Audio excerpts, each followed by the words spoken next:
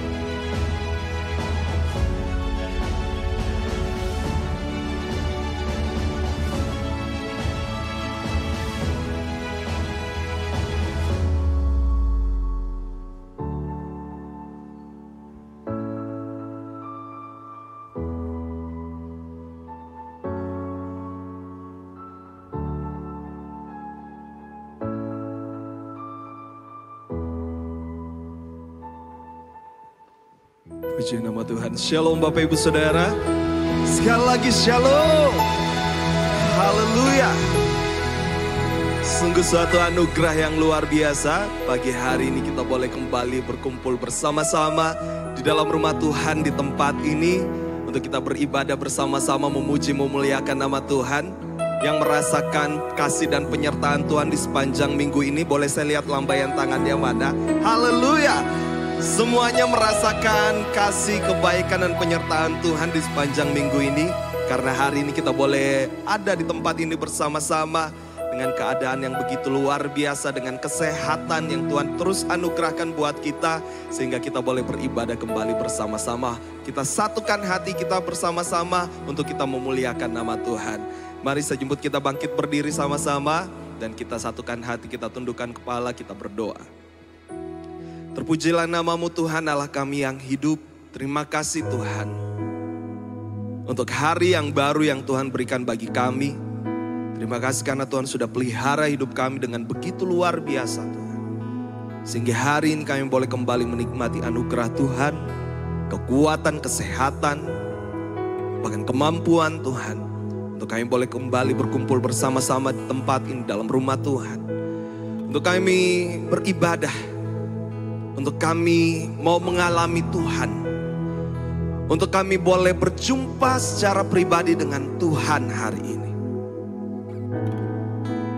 Kami tahu Tuhan, tidak ada tempat yang lebih aman, tidak ada tempat yang lebih baik selain ketika kami berada dalam hadirat-Mu Tuhan. Di tempat ini Tuhan bersama seluruh umat-Mu, kami mau satukan hati kami dan kami mau menerima, kami mau menikmati anugerah Tuhan, kebaikan Tuhan, hadirat Tuhan. Sehingga itulah yang akan terus mengubahkan setiap hidup kami, memulihkan setiap kami Tuhan. Biar hadirat-Mu dan kuasa-Mu Tuhan, Itu yang turun atas setiap kami Tuhan. Bukan hal yang lain. Ketika kami ada di tempat ini, kami tidak mau Tuhan terdistraksi Tuhan dengan hal apapun. Karena kami mau membawa fokus kami mencari wajah-Mu Tuhan. Kami tidak peduli apapun yang telah terjadi dalam hidup kami Tuhan. Bahkan apa yang tampak di mata kami saat ini. Namun ketika kami ada dalam rumah Tuhan di tempat ini, kami mau membawa fokus kami Tuhan. Kami mau membawa seluruh fokus kami Tuhan hanya untuk memuji, menyembah, memuliakan nama-Mu Tuhan. Kami mau berjumpa secara pribadi dengan Engkau Tuhan. Kami butuh firman-Mu Tuhan.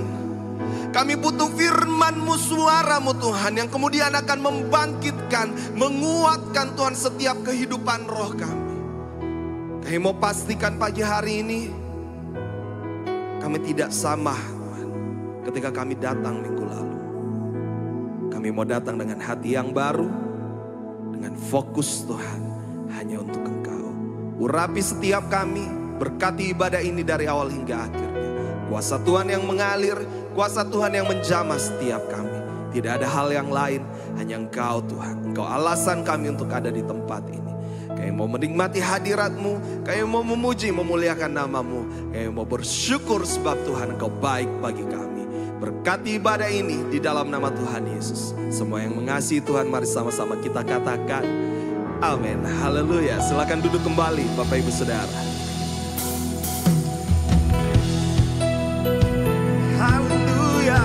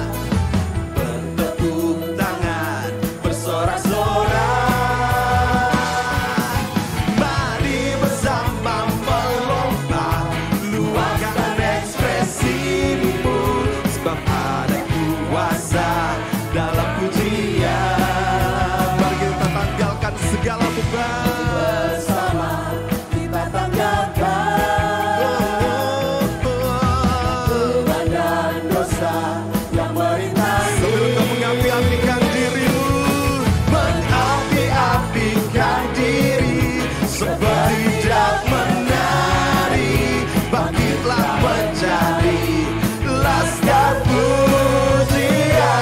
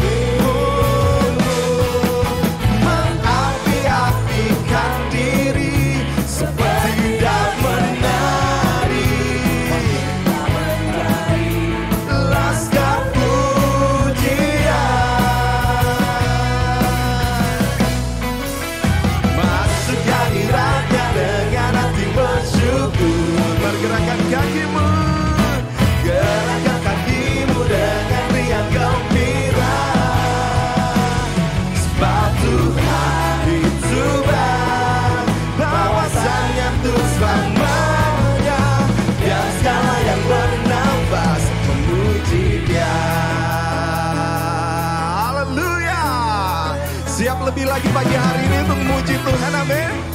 Siap lebih lagi untuk bersama-sama kita menari melompat buat Tuhan, amin. Are you ready, church? Yay! Hallelujah!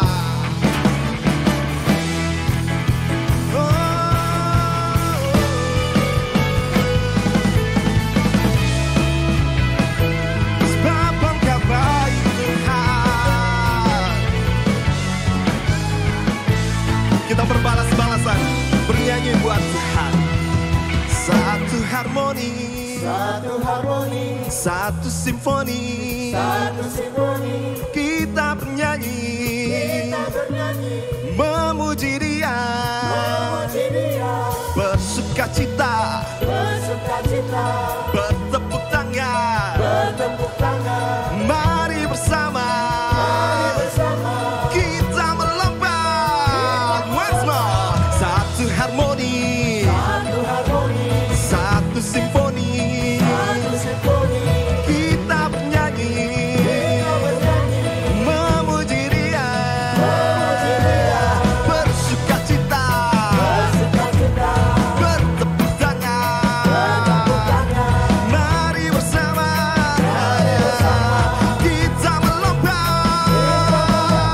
Hey, haleluya, kami mau menari bagimu Tuhan.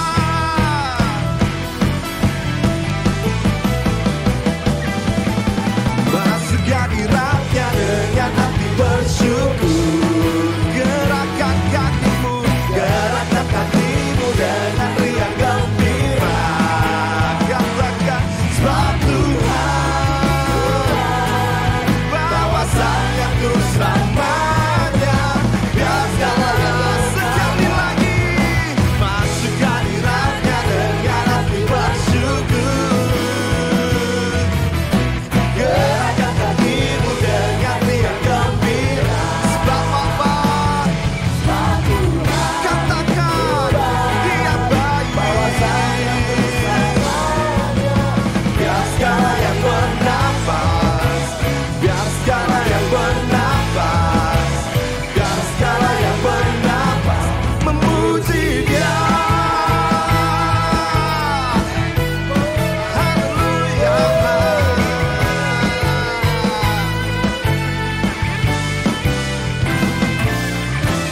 Bersorak bagi Dia.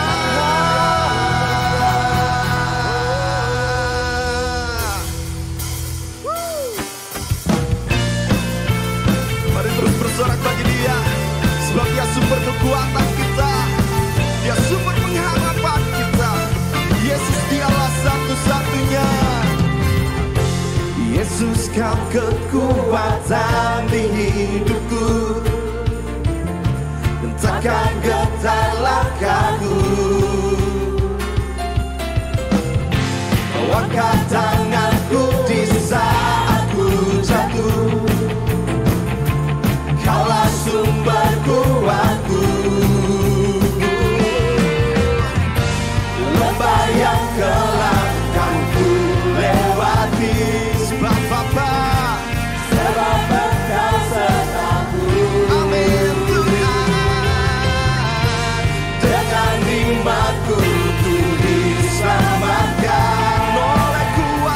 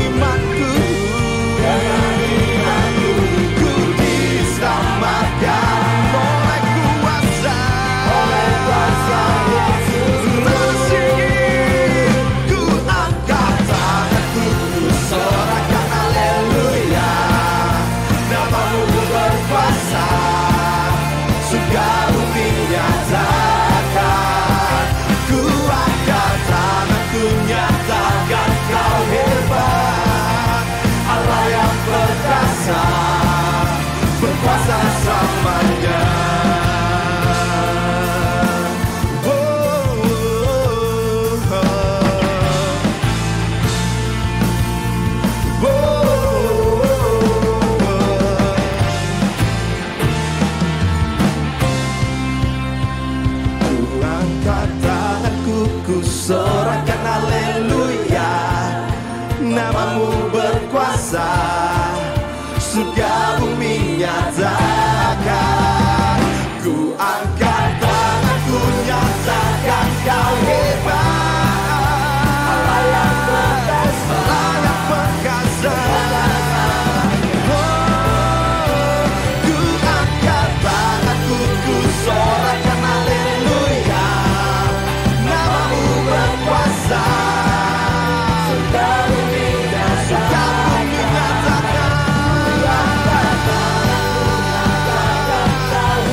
Kau hebat Tuhan, Allah yang perkasa.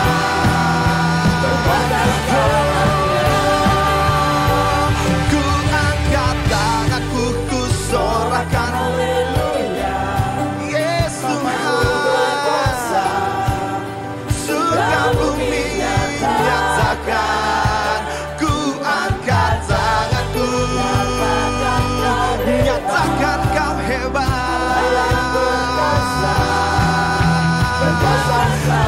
Sekali lagi ku angkat tanganku, ku sorakan haleluya. Amin. Namamu berkuasa. Oh, ku angkat tanganku, kau hebat Tuhan, Allah yang berkuasa.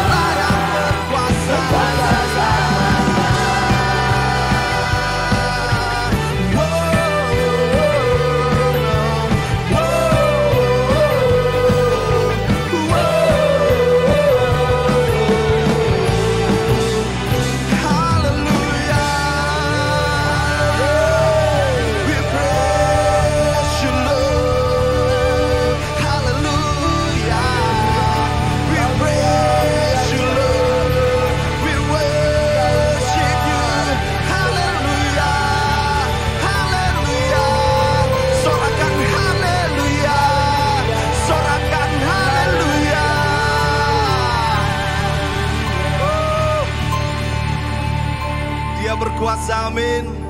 Dia berkuasa, amin. Selamanya dia berkuasa atas hidup kita, amin. Ku angkat tanganku, ku sorakan haleluya. Namamu berkuasa, surga bumi. Oh, ku angkat tanganku, nyatakan kau hebat. Nyatakan kau hebat. Berkuasa selamanya. Ku angkat tanganku, ku sorakan haleluya. Namamu berkuasa, surga bumi nyatakan. Kami tinggikan Engkau. Engkau hebat, Allah yang perkasa. Sekali lagi mari nyatakan. Ku angkat, ku sorakan haleluya. Haleluya. Surga bumi nyatakan. Ku angkat, nyatakan kau hebat. Oh, Allah yang perkasa, berkuasa selamanya.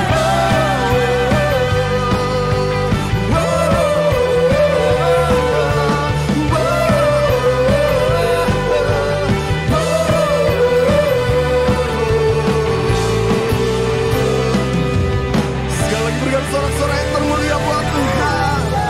Haleluya. Praise the Lord. Benar Engkau yang berkuasa di tempat ini Tuhan. Kami berapi-api sebab roh Tuhan yang bekerja dalam setiap kami. Kami tahu kuasa Tuhan yang akan memampukan setiap kami. Kuasa Tuhanlah yang akan memulihkan setiap kami Tuhan. Kuasa Tuhanlah yang akan membuat setiap umat Tuhan boleh mengalami perjumpaan ilahi pada hari ini. Mari Bapak Ibu Saudara, siapkan hatimu lebih lagi. Kita mau membawa segenap kehidupan kita pagi hari ini. Sekali lagi saya katakan, tidak ada fokus yang lain selain daripada kita menyembah Tuhan, memuji, memuliakan nama Tuhan di tempat ini. Amin. Silakan duduk kembali dalam hadirat Tuhan.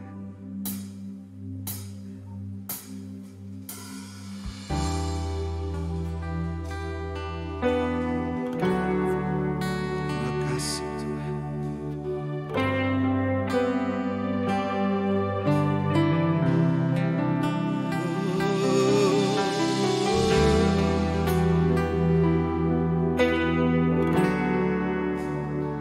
Jesus.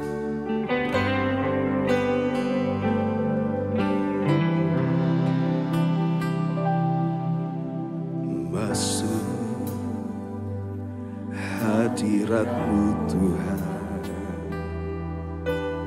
dengan korban pujian. Masuk hadirat-Mu Tuhan, berhiaskan kekudusan.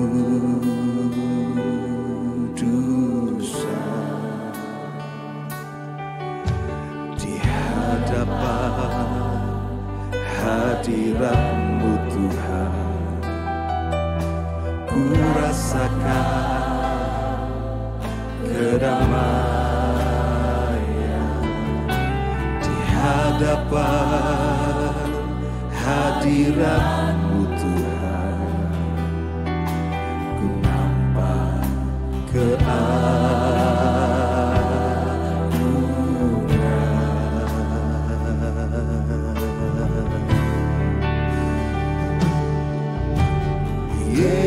Yesus, ku sembahkan, sujud di hadapan-Mu. Keinginan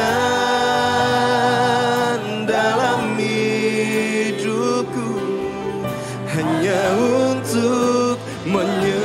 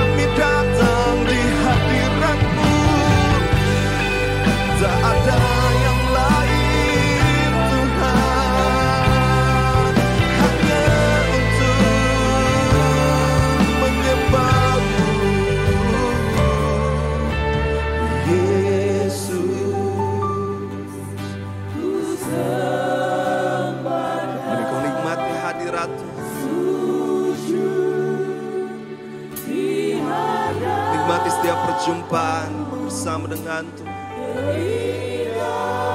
Tidak ada hal yang lain Bapa, selain daripada kami mau berjumpa dengan oh Yesus, Yesusku, Yesus,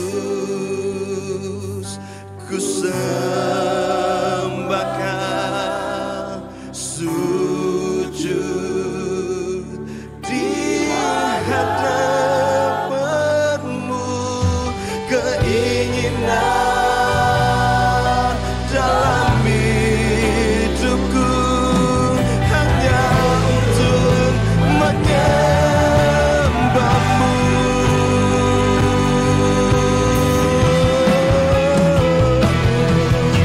Yesus, ku sembahkan sujud kami dalam hidupku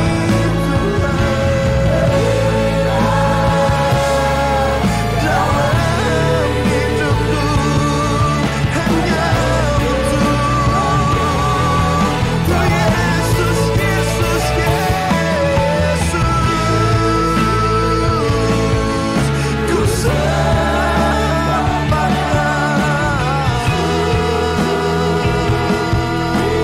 di hadapan-Mu, keinginan dalam hidupku hanya untuk menyembah-Mu, Yesus.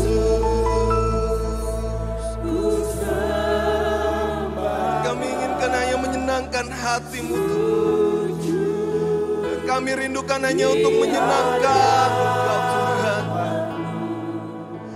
Keinginan dalam hidupku hanya untuk menyembah-Mu, keinginan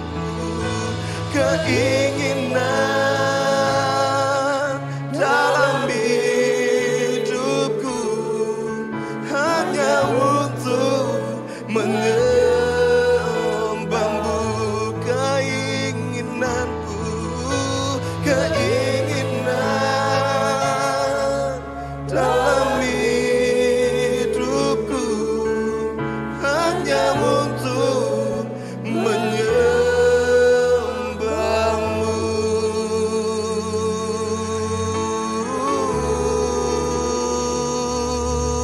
menyembah-Mu Tuhan,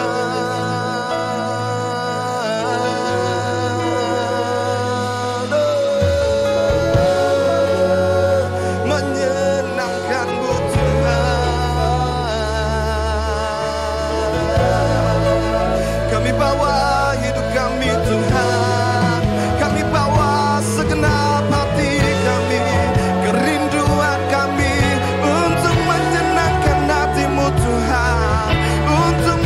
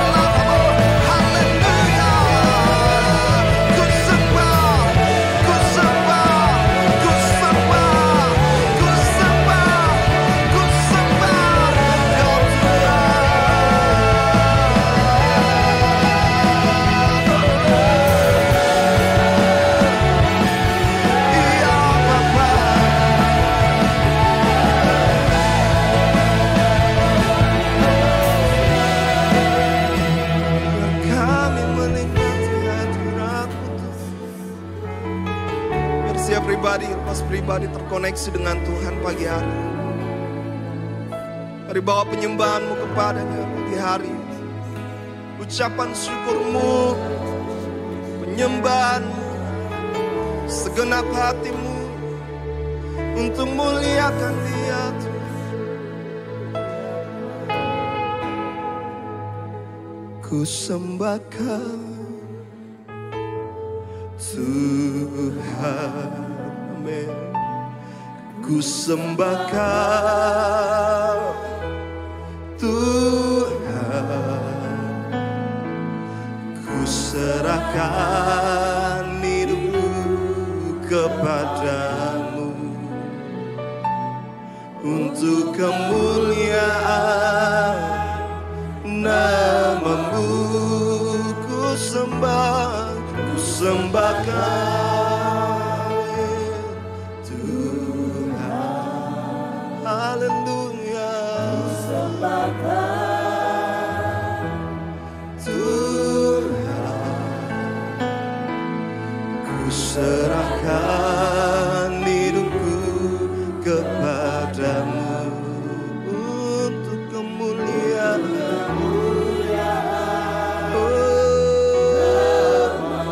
Ku sembahkan Tuhan,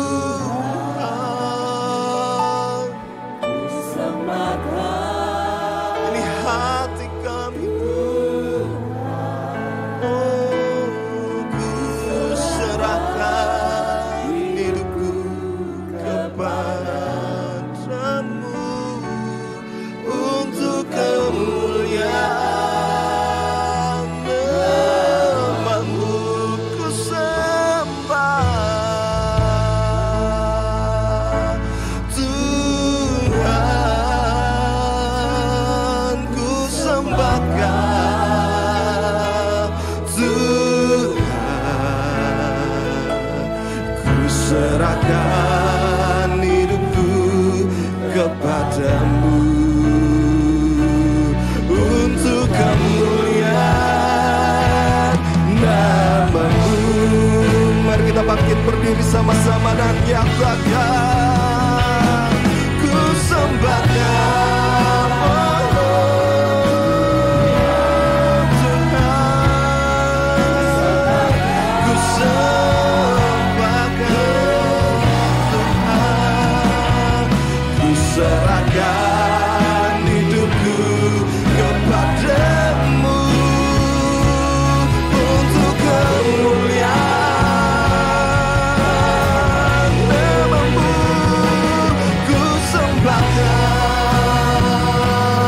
Tuhan, ku sembahkan Tuhan, ku serahkan hidupku kepadamu untuk kemuliaan nama-Mu. Sekali lagi mari nyatakan, ku sembahkan Tuhan. Saya persilakan hamba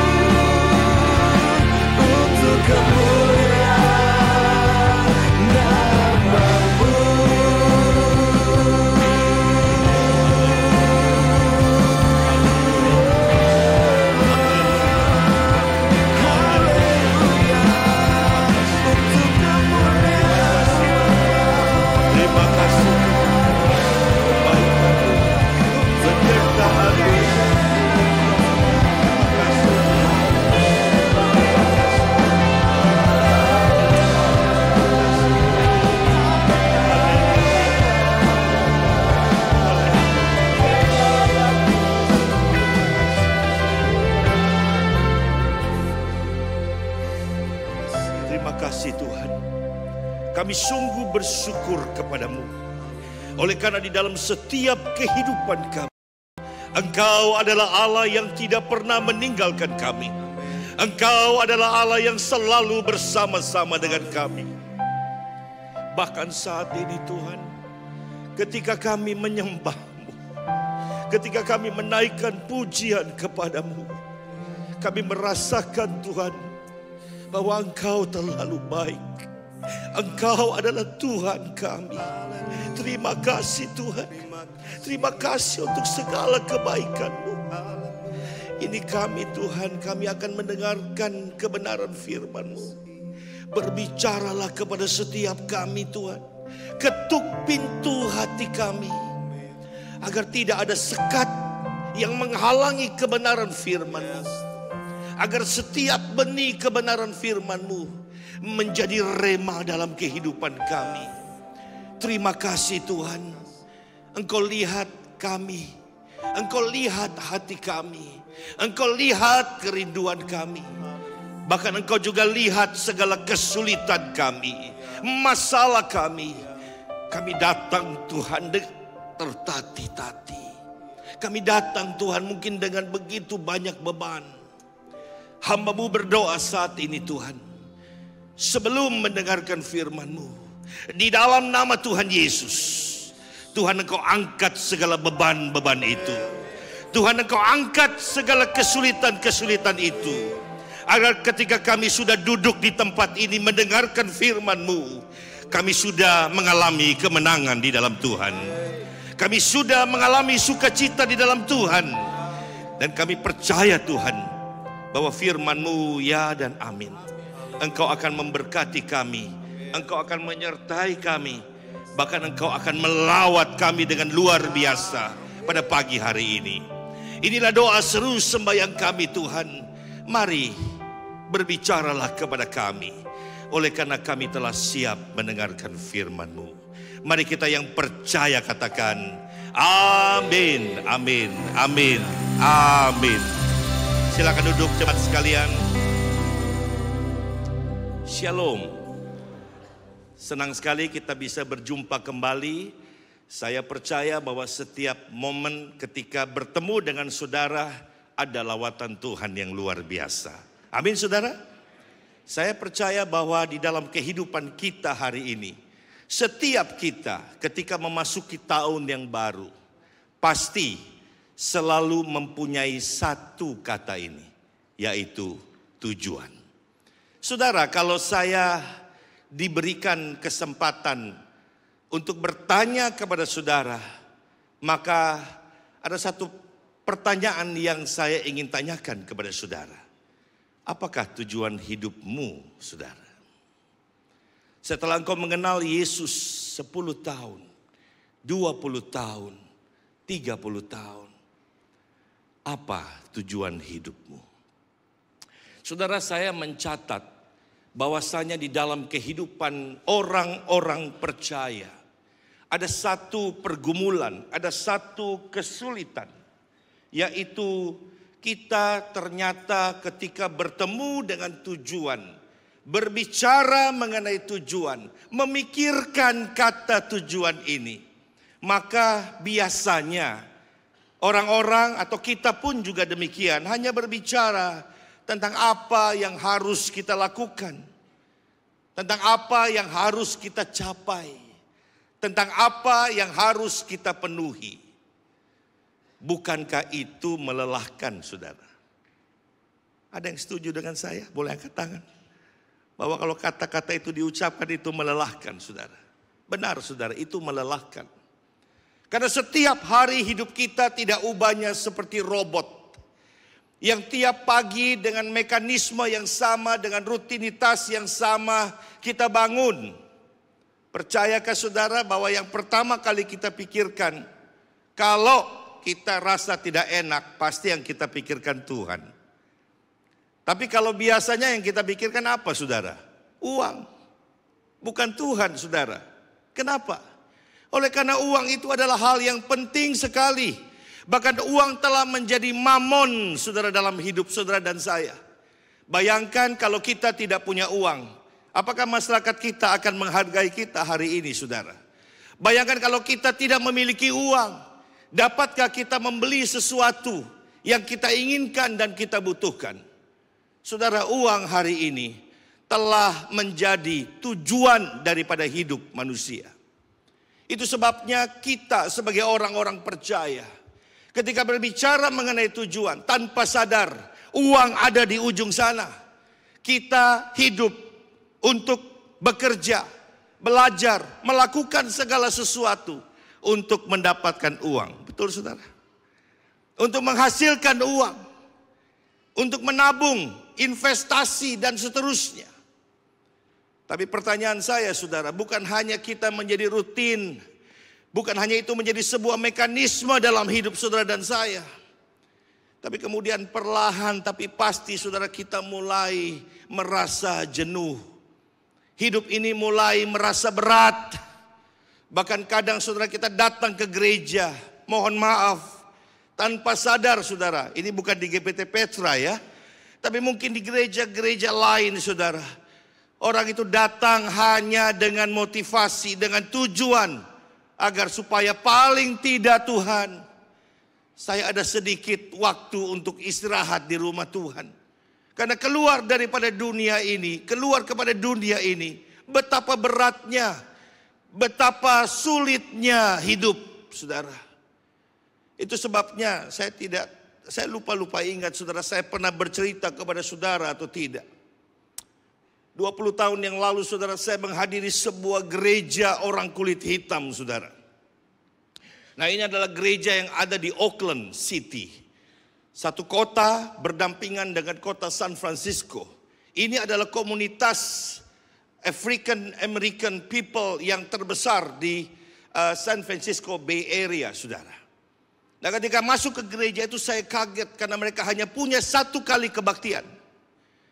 Dan itu dimulai dari jam 8 pagi, selesainya jam 1 siang. Saudara bayangkan itu kebaktian betapa panjangnya, saudara. Dan saat itu hanya saya bersama dengan 3 orang yang paling mengkilat, saudara. Kenapa? Karena selebihnya adalah orang hitam, saudara. Jadi kami tiba-tiba merasa sangat bercahaya, putih luar biasa. Kecuali kalau mereka tertawa, saudara ya, baru kelihatan gigi putihnya. Tapi ketika tidak, saudara, itu orang hitam semuanya. Dan saudara tahu apa yang terjadi di sana, saudara? Kenapa gereja kebaktian begitu lama? Oleh karena disitulah tempat di mana menjadi tujuan daripada hidup mereka. Kalau bisa kebaktian itu lebih lama, lebih baik, saudara. Karena mereka mengatakan kalau kami keluar daripada gereja, maka kami bertemu lagi dengan masalah, dengan satu kondisi di mana kami dihimpit. Lalu kami kemudian menjadi orang-orang yang terpinggirkan, dihina. Kehidupan marginalisasi, kehidupan yang terkotak-kotak, itu menjadi bagian daripada hidup mereka. Saudara, pada akhirnya orang mungkin tidak mau keluar daripada gereja karena takut masuk ke dalam dunia. Tapi saudara, saya mau beritahu kepada kita tidak boleh demikian. Karena kita punya tujuan, itu adalah sesuatu yang terukur, sesuatu yang jelas, yang Tuhan sudah berikan kepada kita. Tadi pagi saudara saya membuka surat-surat Paulus. Banyak sekali, dari mulai surat Paulus kepada jemaat di Filipi, kepada jemaat di Kolose, kepada jemaat di Efesus. Bahkan saya membuka surat-surat daripada 1 Petrus. Kemudian saya ambil waktu, saya merenungkan kembali Tuhan. Sebenarnya apa yang Tuhan mau bicara kepada para rasul-rasul-Mu ini, murid-murid-Mu ini. Tolong saya Tuhan. Karena saya mau bicara di GPT Petra Tuhan. Materi saya sudah ada saudara. Tapi saya percaya, saya membutuhkan klik dari Tuhan. Saya membutuhkan klik dari Roh Kudus. Apa yang Tuhan mau sampaikan kepada saya, konteksnya untuk hari ini, untuk jemaat di GPT Petra. Lalu tiba-tiba saudara saya diarahkan menuju kepada surat Efesus. Dan ternyata saudara, saya baru menyadari kesekian kalinya memang firman Tuhan itu luar biasa. Setiap kali saudara baca akan selalu baru. Amin saudara. Tidak pernah sama. Tidak pernah sama saudara. Saya baca sekali lagi. Ternyata yang paling clear bicara tujuan itu ada di Efesus pasal 4. Mari kita lihat saudara. Itu disebut dengan Grand Master daripada Tuhan yang paling jelas bicara mengenai tujuan hidup daripada saudara dan juga saya. Mari kita lihat bersama-sama. Pasal 4, saya mulai dari ayat 1 sampai dengan ayat yang keempat, kelima mungkin. Nah, lalu nanti saya lanjutkan lagi di ayat yang berikutnya. Firman Tuhan berkata begini saudara. Sebab itu aku menasihatkan kamu, aku orang yang dipenjarakan karena Tuhan, supaya hidupmu sebagai orang-orang yang telah dipanggil berpadanan dengan panggilan itu. Jadi saudara ingat bahwa tujuan hidup kita itu tidak single entity, tidak keluar daripada kondisi hidup kita yang berdosa ini. Tapi tujuan itu ditanamkan oleh Tuhan di dalam hidup saudara dan saya. Itu yang namanya calling. Calling adalah bahasa dunia. Calling. Tapi kita di dalam kekristenan mengenal nama kata vocation. Dari kata vocare. Artinya Tuhan bukan sekadar panggil. Tapi Tuhan berikan misi. Tuhan berikan kepercayaan. Tuhan berikan kelengkapan. Tuhan berikan kuasa. Tuhan bahkan berikan Roh Kudus. Amin saudara. Itu luar biasa sekali. Mari berikan tepuk tangan untuk Tuhan. Oleh karena Dia memberikan kepada saudara Roh Kudus yang begitu luar biasa saudara. Ada banyak orang berkata, mana sih Roh Kudus? Di mana sih? Bagaimana saya bisa rasa Roh Kudus? Lalu kita mulai mencari-cari sesuatu untuk menampilkan Roh Kudus itu. Saudara, Roh Kudus itu nggak dibuat-buat. Dia bukan roh dari kota kudus. Tapi dia Roh Kudus. Bagian daripada pribadi Allah. Yang hadir pada tempat yang tepat. Pada bait Allah yang memperkenankan hati Tuhan. Dia tidak akan hadir sembarangan saudara. Itu sebabnya kadang-kadang saudara melihat ada orang-orang tertentu saudara. Kita mengatakan quote-unquote dengan bahasa kita. Orang ini dipenuhi oleh Roh Kudus. Orang ini penuh dengan urapan. Orang dunia mengenalnya dengan apa saudara? Orang ini punya wibawa. Orang dunia menerjemahkan lagi dengan kata-kata orang ini punya kuasa. Tapi saudara bayangkan orang tersebut pasti punya uang. Orang tersebut pasti punya posisi. Orang tersebut pasti punya koneksi. Tapi kalau orang percaya yang disertai oleh Roh Kudus, dia mendapatkan panggilan daripada Tuhan.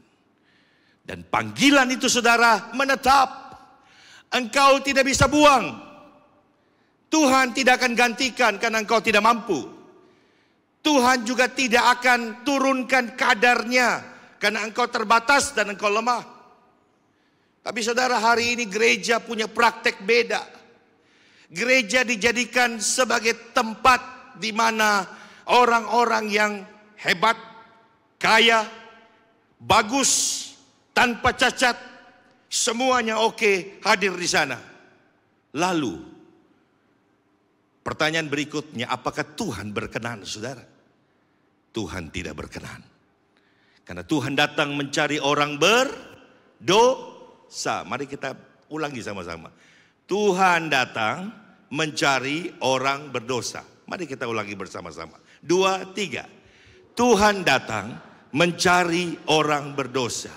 Siapakah orang berdosa? Engkau dan saya. Ketika Tuhan datang kepada orang berdosa, Dia memanggil agar orang berdosa itu bertobat kembali kepada Tuhan. Itu namanya gereja. Dari kata yang sangat bagus gereja itu. Dipanggil keluar daripada kegelapan. Menuju kepada terang yang sempurna. Saudara, itu panggilan. Engkau dan saya mendapatkan panggilan daripada Tuhan.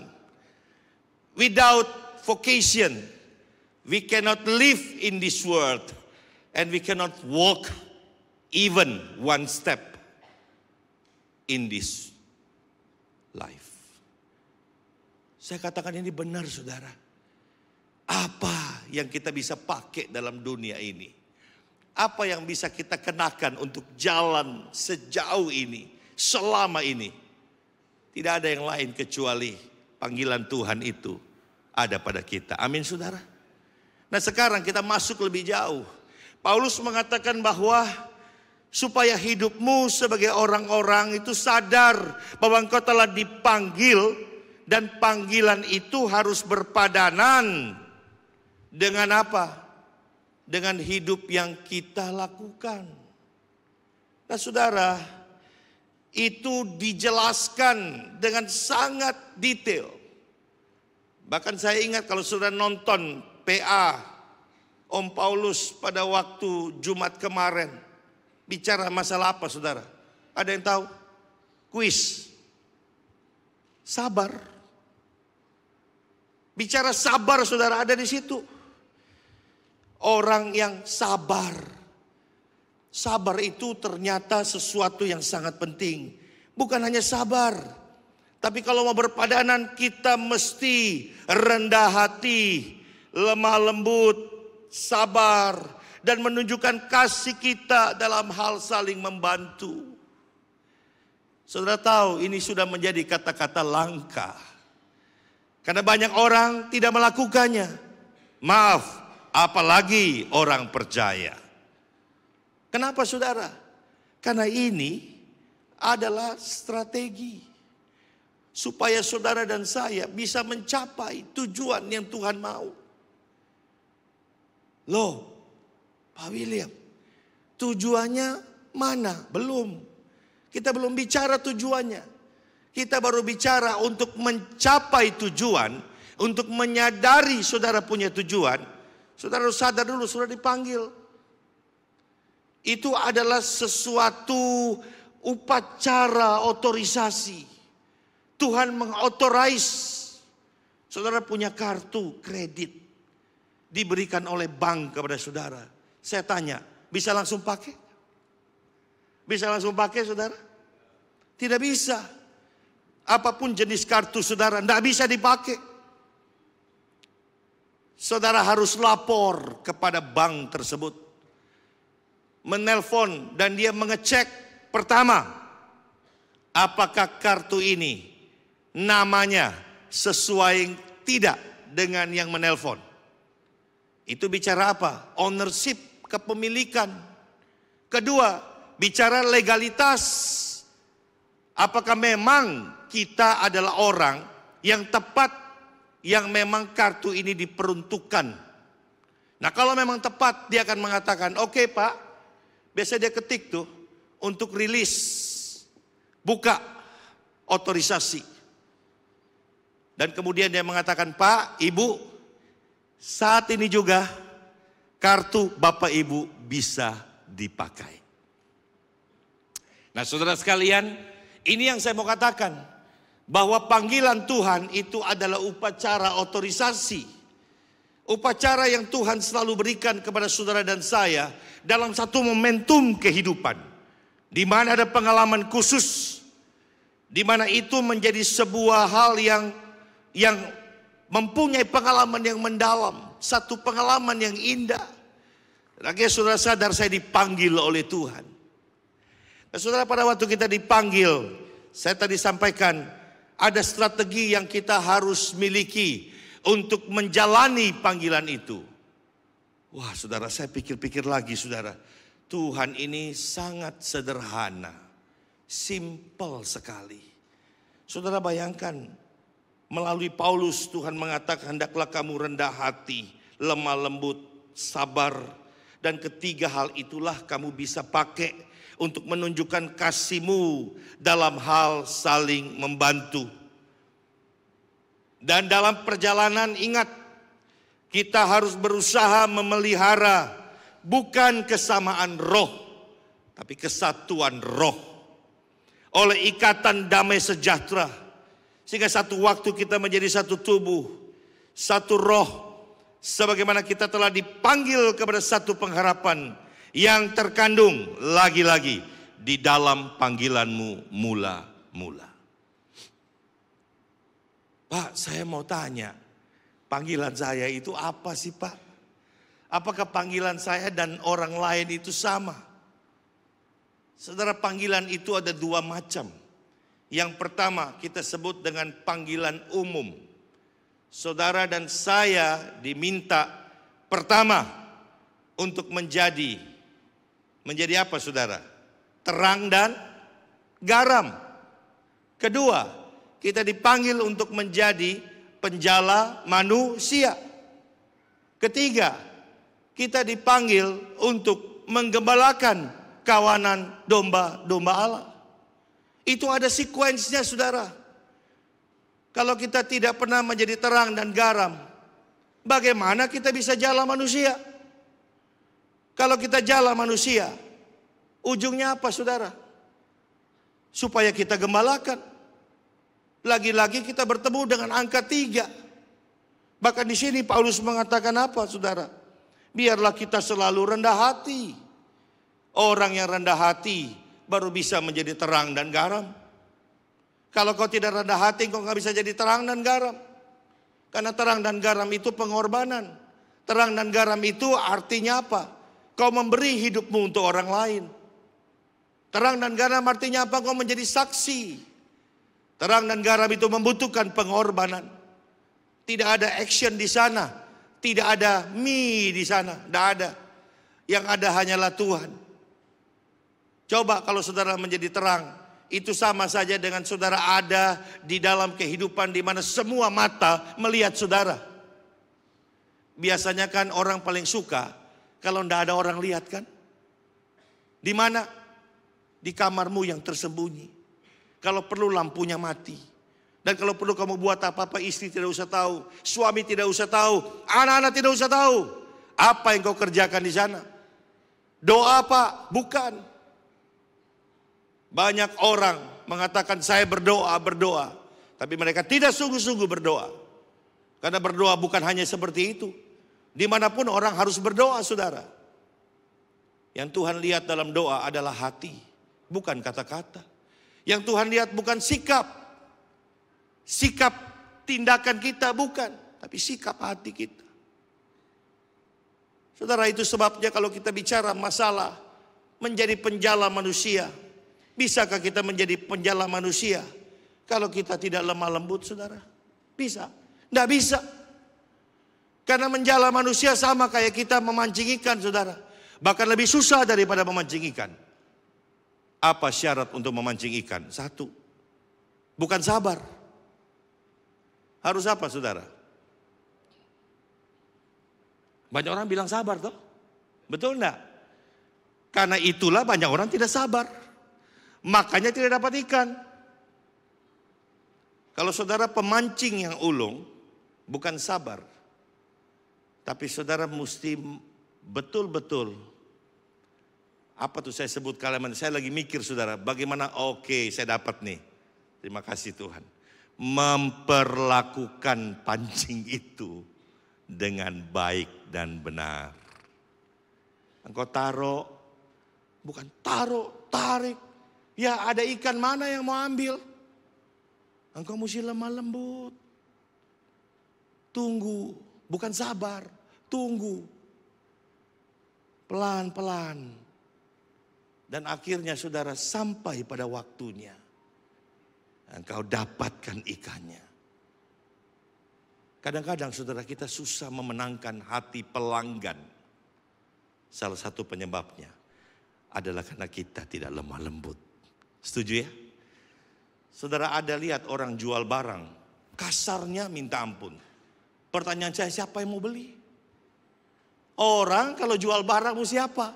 Lemah lembut saudara. Baik, sopan. Ya, lihat tuh orang-orang bank kalau lagi mau tawar produk yang baru. Dia mampir ke rumah saudara. Dia bawa oleh-oleh buat tangan. Dia nyapa. Tapi sebelumnya dia baca dulu data saudara. Tanggal lahir kek, anak kek. Nanti dia ngomong, Brian bagaimana Pak? Wow, kita dengar nama anak kita disebutkan. Seneng toh. Oh dia nih kenal betul ya. Bukan, baca data. Bukan kenal anak saudara. Dia don't care juga kepada saudara punya anak. Cuma namanya kita kalau sebut anak kan, oh iya benar. Hebat ini. Bagaimana Pak bisnisnya? Saya yakin Bapak ini pasti luar biasa. Dipuji dikit, diangkat dikit, lemah lembut saudara. Kita mungkin kalau lebih pintar sih kita tes dia. Mungkin nanti next time lah. Tidak apa-apa Pak. Saya memang datang ini khusus untuk menjumpai Bapak. Tidak jual produk kok Pak. Hanya ini awal tahun kita bagi kalender. Nah semoga nanti kita bisa ngobrol-ngobrol lagi. Bapak kalau ada waktu kita mampir ya ke kantor untuk ngopi-ngopi ya. Oh lebih pintar sekarang salah mereka lemah lembut. Nanti kenapa? Karena itu bukan yang terakhir. Tapi itu yang pertama. Karena dia akan datang lagi saudara. Sampai kapan? Sampai kau ambil produknya. Nah itu butuh kelembutan. Untuk persuasi. Mana ada orang persuasi kasar-kasar saudara. Tidak ada. Coba ingat pada waktu dulu saudara pacaran. Pasanganmu lembut sekali kan. Sekarang kasarnya minta ampun. Karena dia sudah dapat. Orang Makassar bilang karena dia sudah apa. Dia sudah apa jadi dia menjadi kembali seperti sedia kalanya. Tapi coba kalau di awal-awal, oh baik sekali. Halo mau kemana? Sudah makan belum? Sekarang, lu kalau ndak makan ya saya kasih tahu ya, mati tahu nggak? Udah kayak begini, coba. Masa lu mesti saya kasih tahu lagi? Nah itu loh. Untuk memenangkan hati pelanggan kita perlu lemah lembut. Untuk memenangkan hati pasangan kita juga perlu lemah lembut. Mungkin saudara berkata, kalau Pak William gimana? Oh saya perlu bertobat dalam hal ini saudara. Saya bicara firman ini bukan karena saya sudah melakukannya. Saya sedang belajar melakukannya. Tidak mudah saudara lemah lembut. Ternyata itu sesuatu yang Paulus katakan. Lu mau sampai tujuan ya. Tidak usah bicara muluk-muluk tujuanmu. Engkau lakukan gak yang namanya. Tadi apa tuh yang pertama. Apakah kau rendah hati. Yang kedua apakah kau lemah lembut. Dari ketiga saudara. Saudara mau menjadi seorang yang menggembalakan kawanan domba. Perlu apa? Sabar tingkat dewa. Itu Pendeta Paulus punya PA itu bagus sekali kalimatnya. Saya masih ingat saudara. Bagaimana engkau sabar. Tunggu besok. Besok setelah itu kau dikasih tuh ujian. Untuk lihat kau sabar apa tidak. Oh saya sabar sekali Tuhan. Atau saudara berkata Tuhan saya minta kesabaran. Tuhan bilang yes. Aku kasih hari ini. Besok aku kasih ujiannya. Supaya kulihat kau sabar atau tidak. Sabar itu bukan, ya sudahlah. Saya terima saja. Bukan, karena kau tak berdaya. Kau terima kenapa? Karena terpaksa. Tapi orang sabar saudara, itu berbeda. Orang sabar itu dikatakan apa? Dia pada akhirnya bisa menunjukkan kasih untuk saling membantu. Saudara kita tidak usah bicara muluk-muluk. Kalau memang kita punya Roh Kudus dalam hidup kita hari ini. Maukah kita saling membantu? Kalau saudara lihat kanan kiri saudara tidak pernah mau saling bantu. Orang susah dibiarkan saja. Maka saya kasih tahu saudara ya. Kita belum berjalan menuju kepada tujuan. Nyampe, kapan nyampenya? Wong jalannya saja jalannya salah kok. Saya suka mengilustrasikan pakaian yang kita pakai adalah pakaian rendah hati. Sepatu yang kita pakai adalah sepatu lemah lembut. Lalu tas yang kita jinjing adalah tas kesabaran. Kita pergi kerja kan perlu 3 itu kan? Perlu baju, perlu sepatu, perlu tas. 3 itu perlu kita bawa saudara. Nah, mari kita masuk lebih jauh. Pada akhirnya, orang yang menunjukkan kasih, saling membantu. dia tidak akan tenang kalau dia tidak berusaha menjadi orang yang memelihara kesatuan roh oleh ikatan damai sejahtera. Hati-hati saudara dengan orang-orang yang sukanya memecah belah. Hati-hati dengan orang yang mengatakan, engkau tidak boleh begini, engkau mesti sama seperti saya. Itu salah saudara. Tuhan ciptakan kita semua itu berbeda-beda.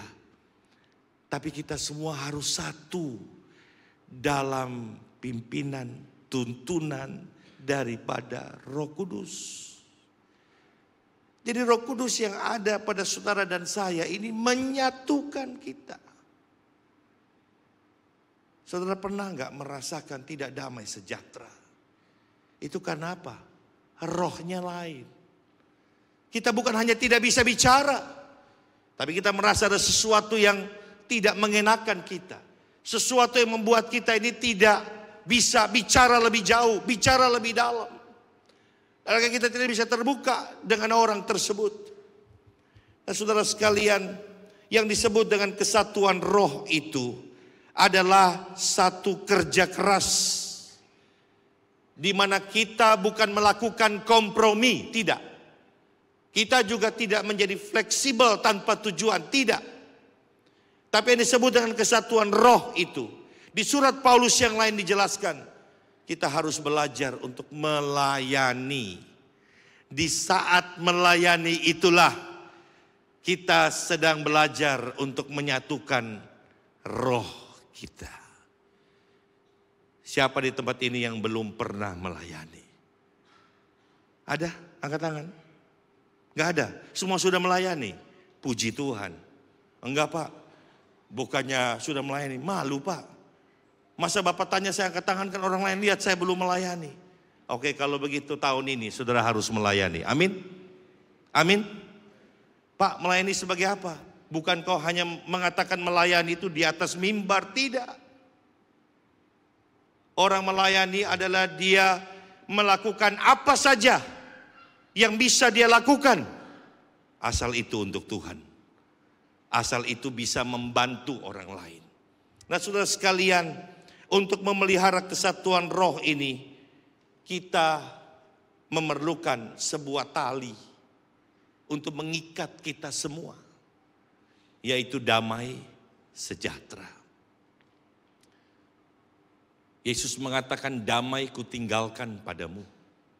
Karena Yesus tahu kita hidupnya selalu khawatir, selalu takut, selalu saja ada hal-hal yang membuat kita ini ragu, tidak yakin sama Tuhan. Apalagi memasuki tahun ini, saudara. Saya beritahu pada saudara, apapun komentar orang, apapun yang ada di TV saudara, bukan kita tidak perlu dengar. Tapi saudara ingat, semua itu hanyalah prediksi. Yang menentukan siapa? Tuhan yang menentukan. Amin saudara. Kita tidak usah khawatir. Yang terpenting adalah engkau dan saya sadar apa tujuan yang Tuhan berikan dalam kehidupan kita. Mari saya masuk saudara kepada tujuan yang saya sudah bicarakan dari awal saudara. Ayat 13. Sampai kita semua dari kesatuan roh pada akhirnya kita memiliki mencapai kesatuan iman. Gereja yang bersalah di hadapan Tuhan adalah gereja yang tidak mendidik jemaatnya untuk memiliki iman. Karena pada akhirnya saudara, kita semua akan disatukan oleh iman. Iman itulah yang membuat kita bertahan. Iman itulah yang membuat kita terus maju. Iman itulah yang membuat kita terus berjalan. Walaupun ada kesulitan, tantangan atau masalah. Saudara, ada terlalu banyak orang yang kita dengar, dia cerita ini positif semuanya. Saudara boleh tanya kepada teman-teman, saudara-saudara seiman. Tanya juga kepada Pendeta Paulus atau Ibu Febe. Tanya saudara. Untuk mencapai satu kondisi yang disebut dengan kondisi kita memiliki iman. Itu tidak melalui jalan positif saja. Ada banyak hal-hal yang sulit, yang negatif, yang memalukan, yang tidak enak dalam hidup kita. Itu harus saudara dan saya lalui. Amin saudara. Karena itulah yang membentuk kita. Saudara bertemu dengan seorang pengusaha sukses. Saudara pikir dia itu sukses begitu saja. Tidak. Ada salah seorang teman kami. Kalau kita lihat hari ini saudara, wah hidupnya enak luar biasa. Pekerjaannya sebagai komisaris. Kalau komisaris itu artinya tidak kerja saudara. Karena yang kerja itu direktur. Direktur pun tidak kerja berat sebagaimana manajer. Manajer masih lebih kurang kerjanya daripada di bawahnya. Ini komisaris. Dia mengatakan apa? Pak, you tahu enggak? Kenapa bank ini, saya sebut dengan satu bank A lah. Ya. Kenapa bisa begitu banyak ATM-nya sekarang? Tahu enggak ceritanya? Bank ini bank besar saudara. Berikan diskon di mana-mana. Tapi bank ini mulai dengan pinjem satu mesin ATM. Bayangkan saudara. Dia mengatakan, Pak hari itu kami tidak punya mesin sama sekali. Ada bank yang lebih bagus, kami pinjem mesinnya. Saya bilang, wow Pak dari satu loh. Bisa sampai hari ini. Dia bilang, itu dia Pak. Wah berarti Bapak ini luar biasa. Pak jangan buru-buru puji dulu, dia mengatakan. Saya backgroundnya ini marketing. Nah saya yang bingung saudara. Loh kok marketing kamu tidak ngerti uang. Kok kamu bisa kerja di bank? Dia bilang itulah karena kemurahan Tuhan. Tahu tidak masa-masa di mana begitu sulitnya masalah keuangan kita hadapi. You kan tidak tahu. Betul saudara. Hari ini ketika saya berdiri di sini saudara. Saudara jangan lihat seluruh hidup saya itu enak. Tidak saudara. Tapi saya terbiasa dengan satu prinsip. Kalau ada susah, ngomong sama Tuhan. Kalau ada bahagia, cerita sama banyak orang. Jangan dibalik. Ada susah, kau cerita sama semua orang. Bahagia kau simpan sendiri. Salah. Susah, kau cerita sama Tuhan. Tapi begitu ada berkat bahagia, bagi kepada sebanyak orang. Saudara tidak mudah hidup dalam kesulitan. Saya pernah mengalami. Pernah dalam kondisi yang sulit luar biasa. Bukan hanya saudara, saya juga mengalami. Sampai kita dua hanya bisa nangis saudara. Siapa yang tahu? Tidak ada yang tahu. Hari itu saya baru rasa saudara. Tidak ada satupun yang melihat. Tidak ada satupun yang memandang. Di telepon pun tidak angkat saudara. Kenapa? Nanti dia pasti pinjam duit. Padahal saya ini mana mau pinjam duit saudara. Tidak mungkin saya pinjam duit. Dan saya tidak pernah pinjam duit saudara. Tapi saya beritahu pada saudara, itulah dunia. Kalau saudara susah, tidak ada yang mau tolong. Tidak ada yang mau lihat saudara. Kita perlu iman saudara. Untuk jalan dalam segala situasi, amin. Untuk tidak pernah mundur. Apalagi kita jatuh saudara. Firman Tuhan mengatakan engkau jatuh berapa kali pun Tuhan akan angkat engkau kembali. Karena itulah panggilan Tuhan. Dia mau saudara mencapai pada ujungnya kesatuan iman. Imanlah yang akan menyatukan saudara dan saya. Iman itulah yang membuat engkau dan saya ada hari ini. Iman itulah yang membuat engkau dan saya duduk 2 jam mendengarkan seorang yang namanya William ini. Iman saudara. Itu tujuan kita. Itu tujuan yang Tuhan kasih kepada kita. Agar kita mencapai kesatuan iman. Kalau kita bicara kesatuan iman. Ini ibarat partitur lagu. Ada begitu banyak nada. Do, re, mi, fa, sol, la, si, do. Saya tidak tahu nada apa yang engkau dan saya punya. Tapi setiap nada itu Tuhan ciptakan pertama kali. Tidak ada crashnya. Nada itu nada dasar. Itulah iman. Engkau harus memastikan. Kalau memang engkau adalah nadanya do, engkau harus yang pertama. Kalau engkau nadanya re, berarti engkau harus biarkan nada do duluan. Kadang-kadang perpaduan lagu, kenapa begitu indahnya? Karena di situ semua nada menyatu. Dan mereka bersama-sama menciptakan lagu yang indah. Kenapa lagu bisa menggerakkan dan menggetarkan hati kita? Karena salah satu daripada nada itu adalah nada kita. Salah satu nada itu adalah nadinya kita. Salah satu nada itu bicara tentang hidup kita, kesulitan kita, masalah kita, kebutuhan kita. Tidak ada orang yang tidak suka menyanyikan lagu yang tadi saudara nyanyikan. Ku sembah kau. Saudara, itu lagu luar biasa. The ultimate song. Kalau ku sembah gak cukup angkat tangan saudara. Kau mesti menaikkan hatimu. Orang yang beriman belajar daripada tokoh-tokoh saudara.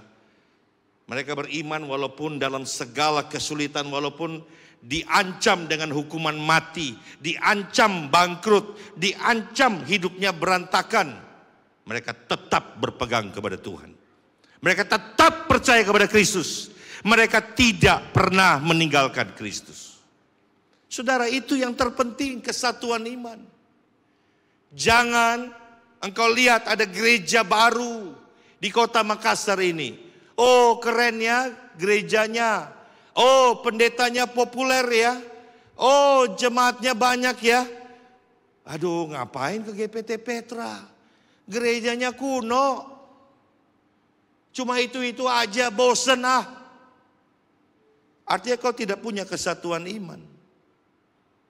Kalau kau jemaat yang seperti demikian, nantinya percaya saya, kau hinggap ke sana, tidak berapa lama kau pasti pindah lagi.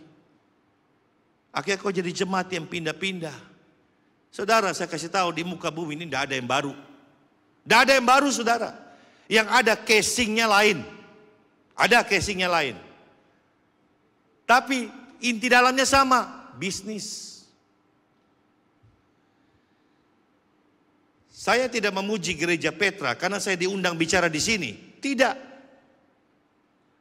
Tapi ada rekam jejak, itu istilah kerennya ya. Ada rekam jejak yang saudara bisa lihat. Bagaimana gereja ini dibangun dengan pengajaran. Dibangun dengan visi. Yang bicara bukan satu orang saudara. Yang bicara banyak orang. Saya tanya, mereka cerita kesaksian hidup mereka. Satu demi satu saya menemukan saudara.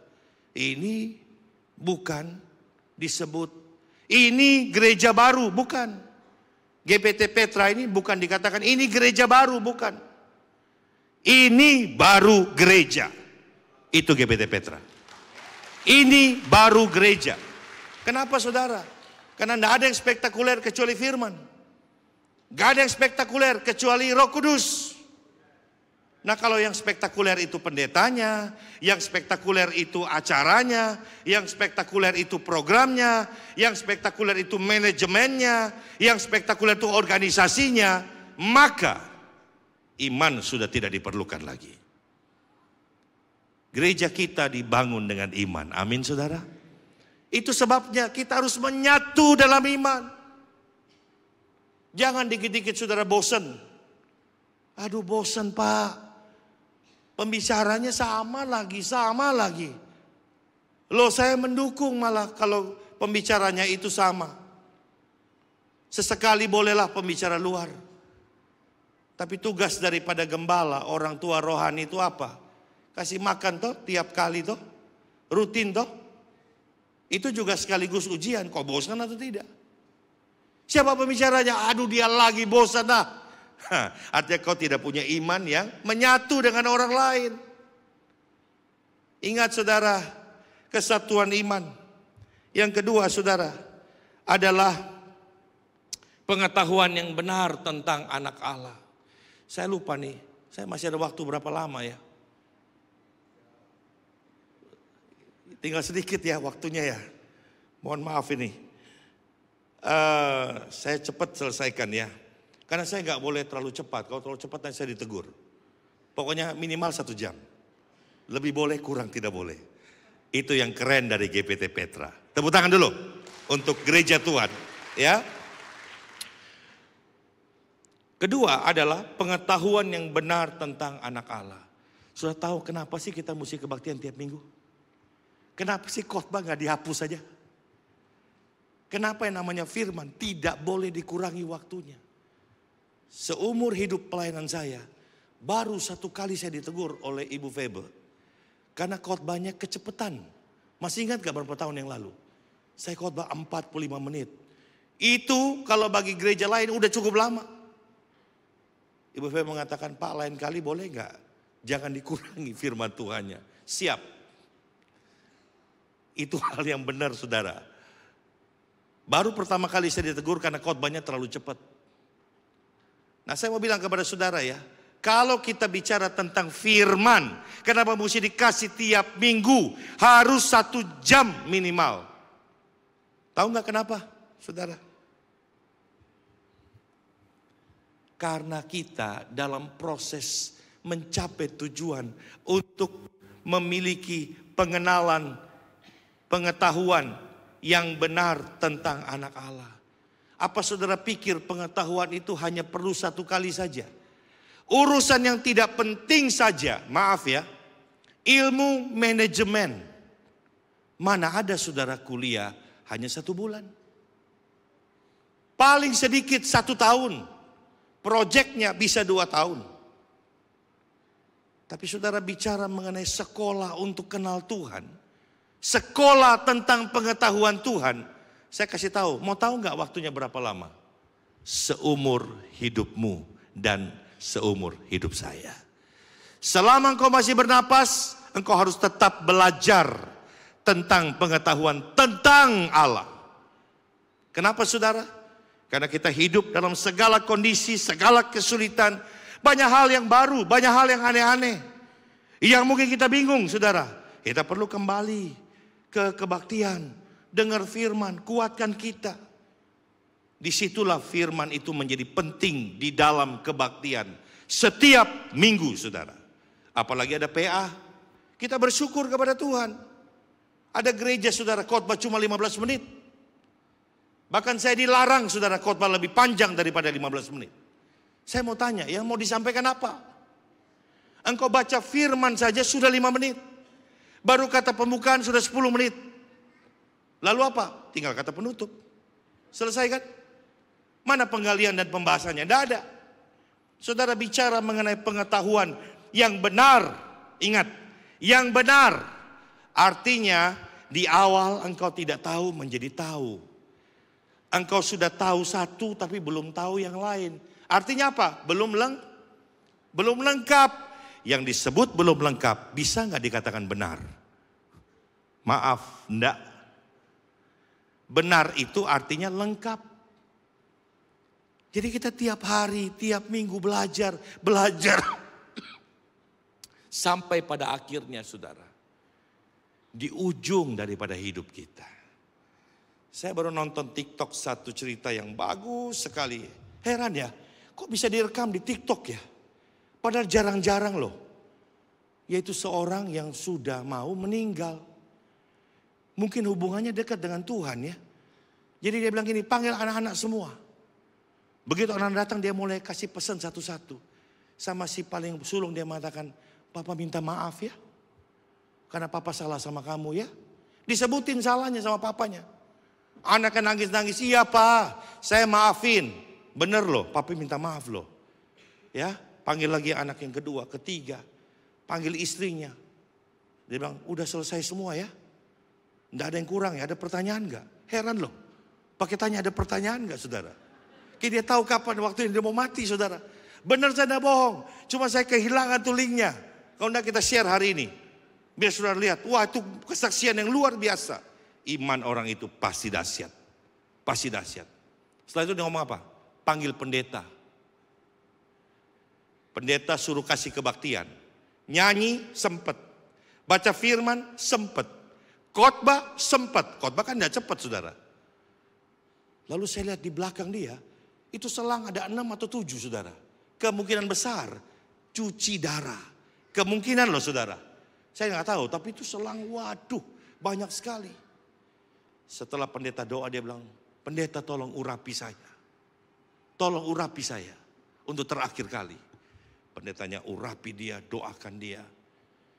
Dia bilang, sudah mari kita nyanyi sama-sama. Nah kan kalau hadapi begitu bagaimana ya? Semua tinggal nunggu dia berangkat nih. Pendeta juga bingung kapan jalannya. Anak-anak juga bingung, loh kok ini begini? Drama kali. Beneran saudara. Nyanyi, enggak berapa lama. Nyanyian itu berhenti. Dia pergi saudara. Saya pikir harusnya seperti itu. Tidak ada tuh dia ngeluh karena sakit. Padahal bukan hanya saudara, saya juga. Baru sakit sedikit sudah ngomel, betul enggak? Dia tuh sakitnya parah, dia nggak ngomel tuh. Dia siapkan semua dengan baik. Menurut saya itu karena pengetahuan dia tentang Allah adalah pengetahuan yang benar saudara. Dia tahu sakit yang dia hadapi bukan berarti Allah jahat. Sakit yang dialami adalah duri yang Tuhan izinkan ada supaya Tuhan dipermuliakan. Melalui sakitnya, melalui kondisinya yang sulit, saudara. Saya rasa itulah yang paling grand dalam hidup.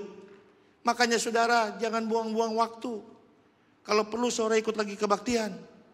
Benar saya tidak bohong saudara. Kenapa? Karena kau cuma terima 1 kali 1 minggu. Lalu hidupmu sepanjang hari, Senin sampai Jumat, dengan segala macam tantangan, mampukah kau hadapi? Itu sebabnya saudara saya katakan, pengetahuan yang benar ini menjadi tujuan yang penting. Dan saudara, tingkat pertumbuhan, habis ini saya janji saya stop. Mungkin sudah 1 jam lebih saudara ya. Tingkat pertumbuhan yang sesuai dengan kepenuhan Kristus. Ini loh yang saya sebut apa? Proses untuk sampai kita bertumbuh dalam kepenuhan akan Kristus. Kalimatnya indah sekali. Indah sekali saudara. Saya tanya sama saudara, ini kuis. Kapan saudara tahu anak saudara bertumbuh? Tiba-tiba, loh kok sudah besar ya? Apa kau lihat? Dia tiba-tiba lagi ngomong-ngomong, ceklek lebih tinggi. Ada? Nggak ada kan? Kau lihat lagi, kau sudah lebih tinggi daripada papi ya?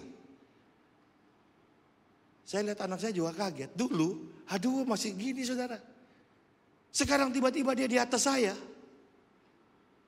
Jadi dia lihat saya juga, kenapa Pi? Udah bukan kenapa Pi? Kenapa Pi? Kan lain, nadanya lain.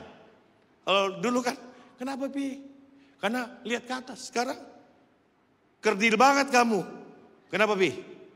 Waduh, gawat ini saudara. Ya kita mesti baik-baik lah. Makanya saudara kalau sudah punya anak makin besar, kok baik-baik. Tapi kalau kecil, baik-baik nggak? Baik-baik juga. Karena kalau tidak baik-baik sama dia, nanti dia besar, gawat kau. Kalau sudah tua, gawat kau. Papi mau makan sapi. Enggak. Kenapa? Dulu kau adalah papi yang jahat. Aku mau makan sapi, kau bilang tidak boleh. Sekarang kau mau tidak boleh. Gawat gak? Tapi kan papi punya uang. Uangmu mana? Uangmu kan sudah tidak ada lagi. Gawat kan saudara? Makanya kadang-kadang perlulah kita rekonsiliasi sama anak. Belilah oleh-oleh, ya. Kadang-kadang, ya melayani anak itu penting juga. Supaya dia merasa senang ada orang tua, ya. Saudara bertumbuh itu artinya begini. Dari kecil Bertumbuh terus. Sampai satu waktu kita kaget saudara. Dia sudah lebih tinggi. Harusnya dalam pertumbuhan. Saudara 10 tahun yang lalu. 15 tahun yang lalu. 20 tahun yang lalu. Harusnya beda dengan hari ini. Amin. Harusnya berbeda. Jangan kalau dulu suka marah. Sekarang tiada hari tanpa marah. Jangan. Kalau dulu suka marah, sekarang lebih sedikit sabar untuk tidak marah. Begitu. Itu pertumbuhan. Nah, tujuan hidup kita adalah bertumbuh dalam kepenuhan akan Kristus. Saudara belajar daripada Paulus. Dulu hidupnya bagaimana? Waktu dia menjadi Saulus, dia mengejar orang-orang percaya. Dia persekusi mereka. Tapi ketika dia kenal Kristus, saudara. Dan lihat di akhir hidup dia, beda. Pertumbuhan rohani itu akan membuat kita mengalami kematangan, kedewasaan rohani. Sama. Saya menemukan kenapa orang gagal dalam bisnisnya. Karena dia tidak dewasa rohaninya. Kenapa dia gagal di dalam rumah tangganya? Karena dia tidak dewasa dalam rohaninya. Kenapa dia gagal bermasyarakat? Karena dia tidak dewasa dalam rohaninya. Kenapa dia gagal untuk mendapatkan perkenanan daripada Tuhan? Karena dia tidak dewasa rohaninya. Tiap hari selalu nuntut Tuhan. Kapan nuntut diri sendiri? Saudara, Tuhan berkenan kepada orang yang tidak menuntut selalu kepada Tuhan. Tapi selalu melakukan yang terbaik untuk Tuhan. Sampai satu waktu Tuhan memuji luar biasa. Itu sebabnya saudara. Mari belajar. Mari belajar. Seperti perempuan Sirofenesia. Saya minta pemusik naik ke atas. Saudara, perempuan Sirofenesia ini saya akan pakai untuk menutup rangkaian khotbah kita pada pagi hari ini. Ketika Yesus memberikan perumpamaan yang sangat menyakitkan. Yesus mengatakan tidak patut remah-remah roti yang jatuh dari meja Tuhan diambil oleh anjing. Waduh. Itu parafrase yang saya berikan untuk menggambarkan saudara. Kadang-kadang kata itu kelihatannya kasar luar biasa ya. Tapi perempuan itu mengatakan apa? Betul.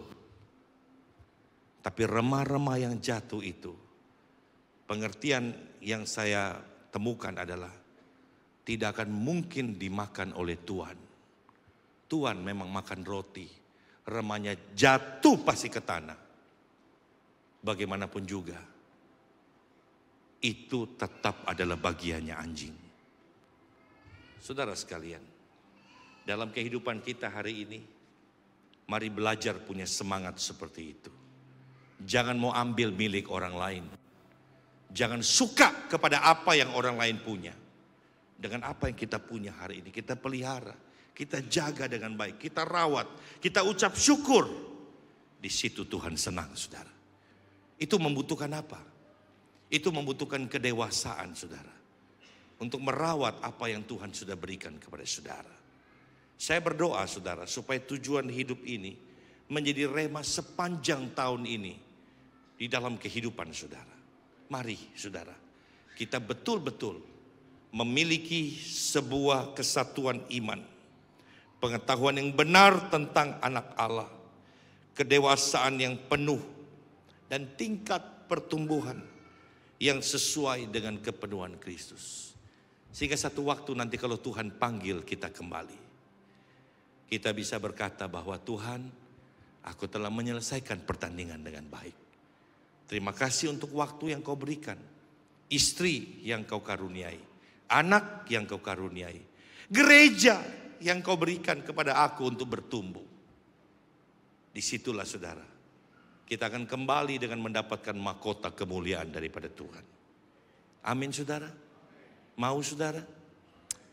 Mari saudara kita ambil waktu sejenak di hadapan Tuhan.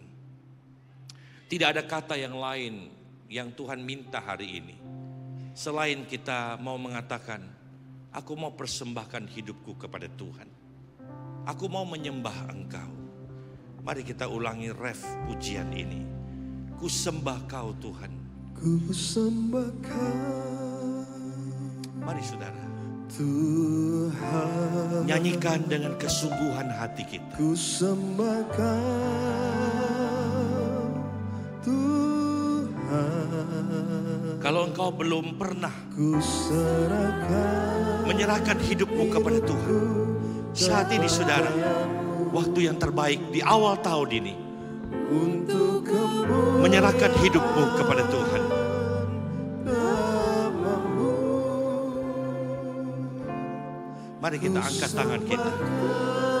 Katakan, aku mau menyembah-Mu Tuhan. Aku mau memberikan yang terbaik dalam hidupku kepadamu Tuhan. Bahkan kalau aku belum pernah memberikan yang terbaik Tuhan, aku mau serahkan hari ini. Mari Tuhan pakai. Mari Tuhan jadikan hidupku berkenan kepadamu. Mari kita bangkit berdiri. Ku sembah Kau, sembah Kau, Tuhan. Katakan dengan segenap hati. Sembah Kau, Tuhan. Ku serahkan hidupku kepadamu untuk kemuliaan namamu. Sekali lagi, ku sembah Kau. Mari saudara angkat hati kita. Oh, ku sembah Kau, Tuhan. Ku serahkan hidupku kepadamu untuk kemuliaan namamu. Sekali lagi, ku sembah Kau, Tuhan. Katakan, ku sembah Kau. Benar Tuhan, aku ingin menyembah-Mu. Ku serahkan hidupku kepadamu untuk kemuliaan namamu. Ku serahkan hidupku, ku serahkan hidupku kepadamu untuk kemuliaan namamu.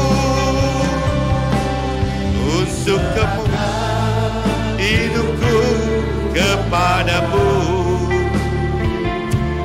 untuk kemuliaan namamu. Mari kita berdoa. Bapa, terima kasih.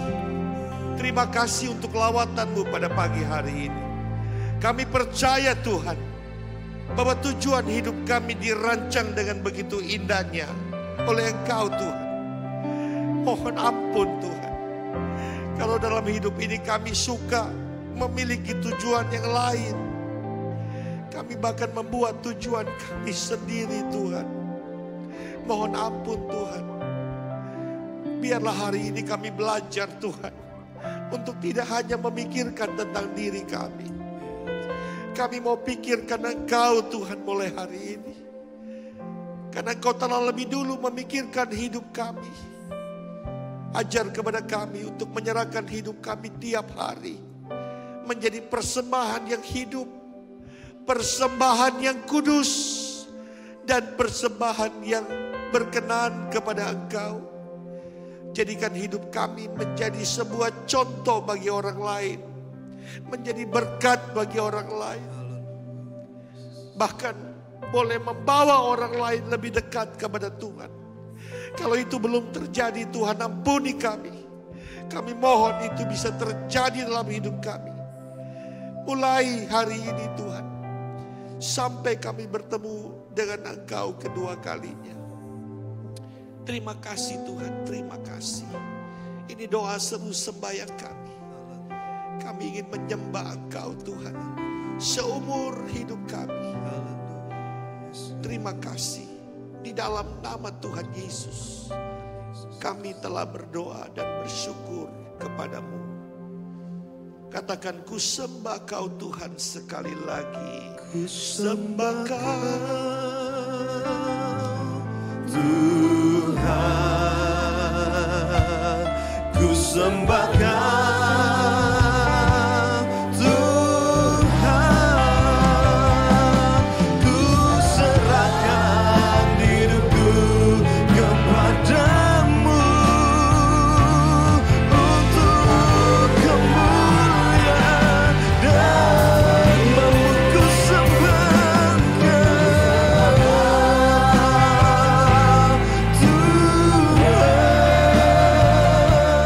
ku sembah Tuhan,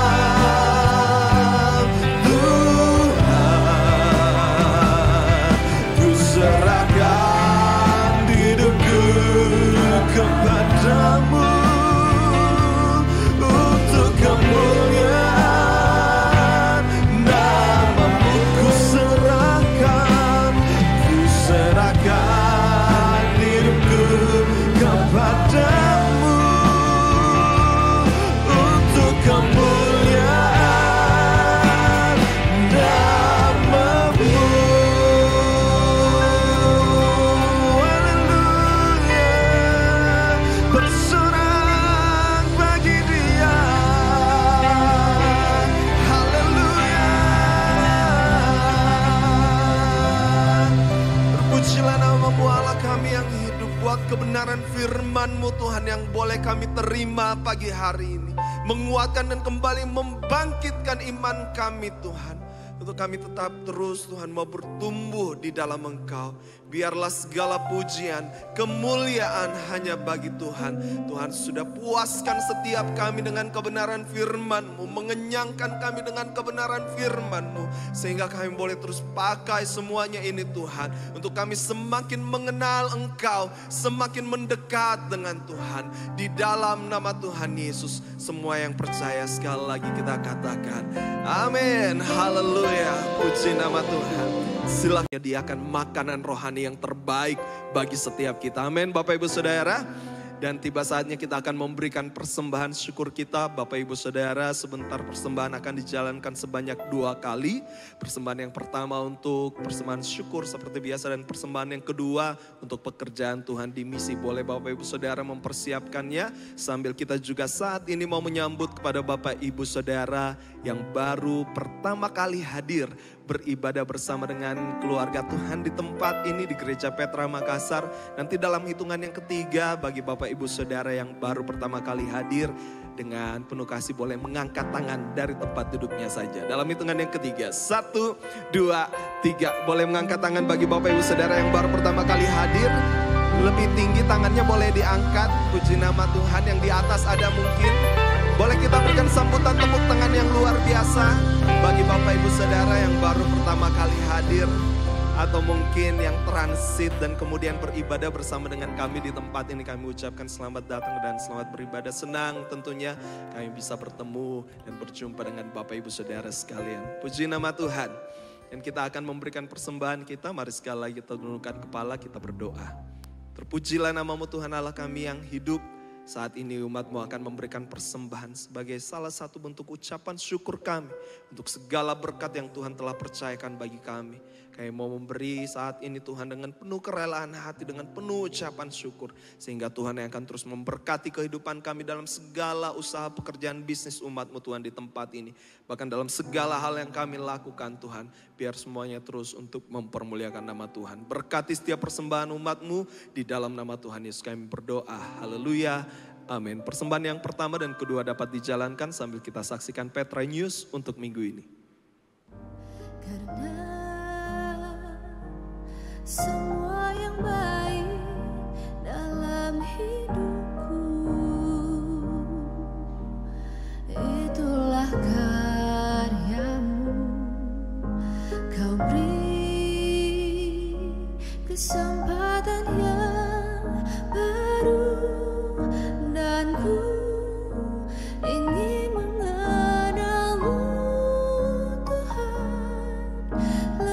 Shalom Jemaat Petra yang diberkati Tuhan.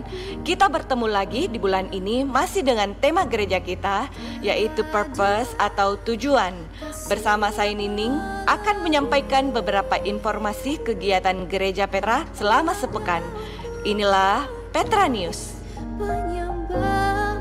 Bagi para wanita, hadirilah ibadah Petra Women secara tatap muka pada hari Selasa pukul 5 sore. Ku buka mataku dan lihat.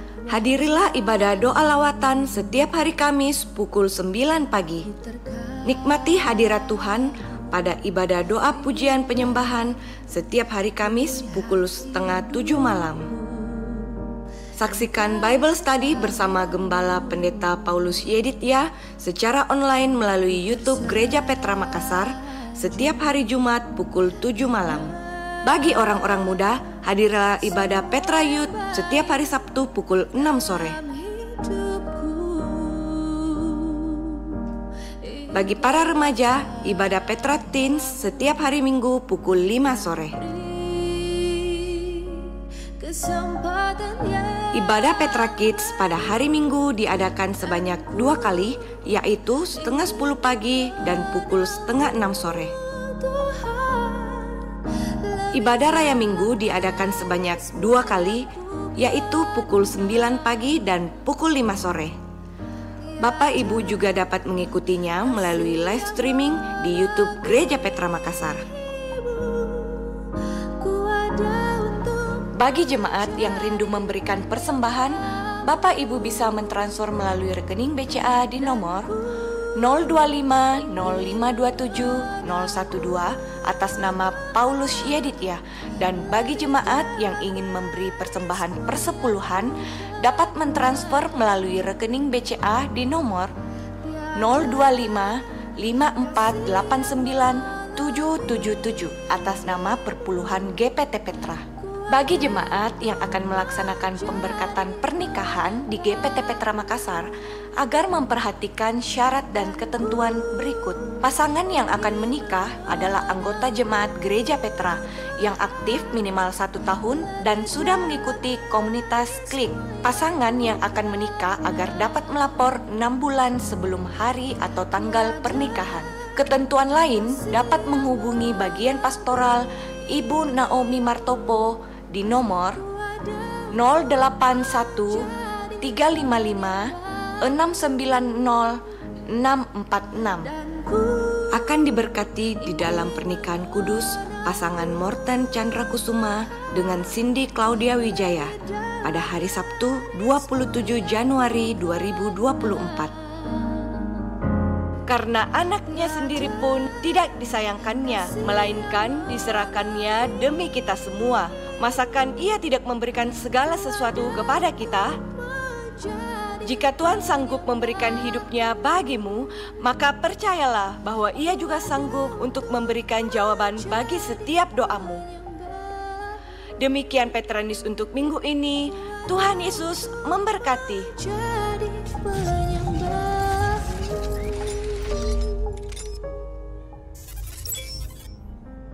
Baik Bapak Ibu Saudara, kita akan mengakhiri ibadah kita pagi hari ini. Mari sekali lagi kita bangkit berdiri sama-sama. Ku sembah Kau Tuhan, ku sembah Kau Tuhan, ku serahkan hidupku kepadamu untuk kemuliaan, dan ku serahkan hidupku kepadamu untuk kemuliaan nama-Mu.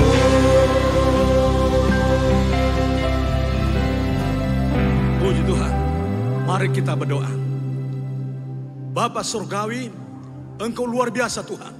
Memperhatikan kami pada pagi hari ini.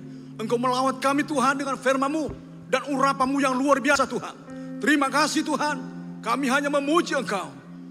Engkau dipermuliakan Tuhan. Berkati hamba-Mu yang sudah melayani kami pada pagi hari ini.